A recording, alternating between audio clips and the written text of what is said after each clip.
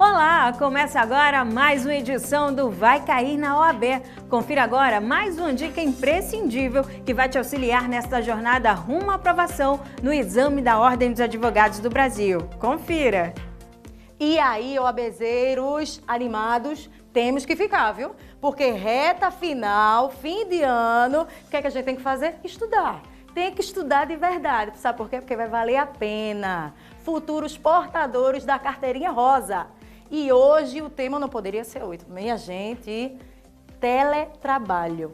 Teletrabalho, um assunto super importante, um assunto que cai na tua prova. Então preste atenção no que a gente vai falar aqui, porque se você assistir até o final, minha amiga, meu amigo, tu fecha, viu? Tu vai fechar essas questões. Então, primeira dica, olha, artigos 75A até o 75E da CLT. Vou repetir, viu? 75A ao 75E da CLT e o artigo 62, precisamente no caput e no inciso 3º. Vamos começar pela raiz, vamos começar pelo começo, o conceito. O que é que tu precisa saber? Ponto 1. Para tu identificar teletrabalho, você precisa de algumas características que vêm expressamente no artigo 75B da CLT, que vem dizendo, olha, de forma bem bonitinha, tá dizendo assim: considera-se teletrabalho a prestação de serviço predominantemente, eu falei predominantemente, fora das dependências do empregador, com a utilização de tecnologias de comunicação e de informação, cuja natureza não se constitua como trabalhador externo. Vamos mastigar isso daí. O que é que a gente precisa pegar disso? Primeiro ponto, eu falei preponderantemente. Eu não falei obrigatoriamente. Eu não falei exclusivamente.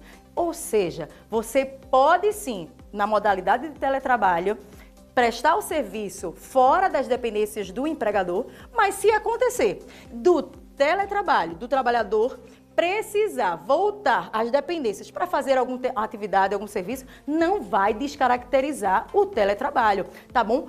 Primeiro ponto importante. Segundo ponto, vocês perceberam que ele fez questão de fazer uma diferença aí com o trabalhador externo. Sim, porque inicialmente a gente pensa no teletrabalho como algo, como um trabalhador que realmente trabalha externamente. Mas o que é que acontece? Não mistura com o trabalhador externo, são coisas totalmente diferentes.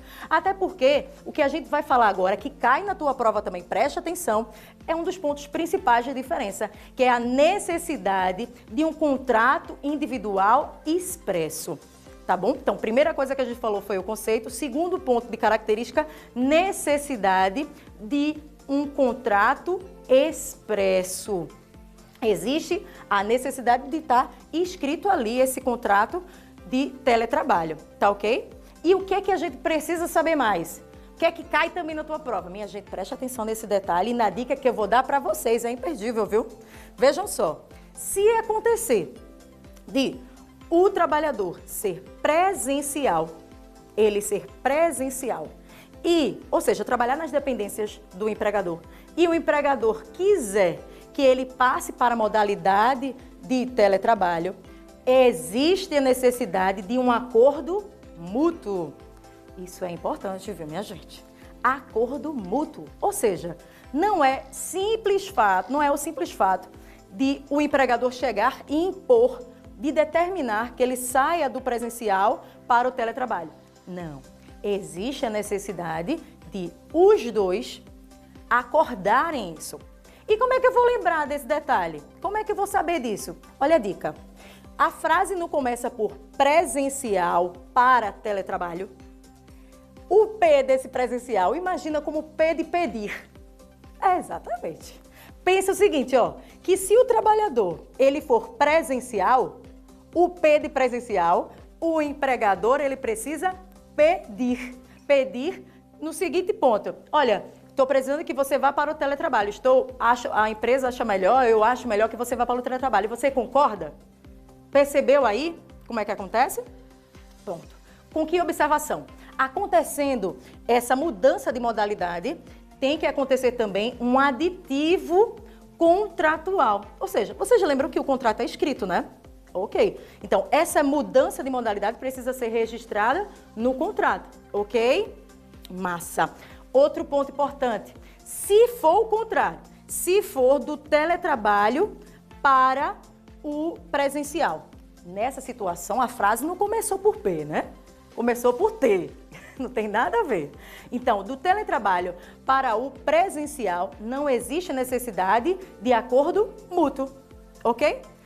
O empregador pode chegar e dizer, olha, empregado, olha, meu trabalhador, eu preciso que você vá para a modalidade presencial.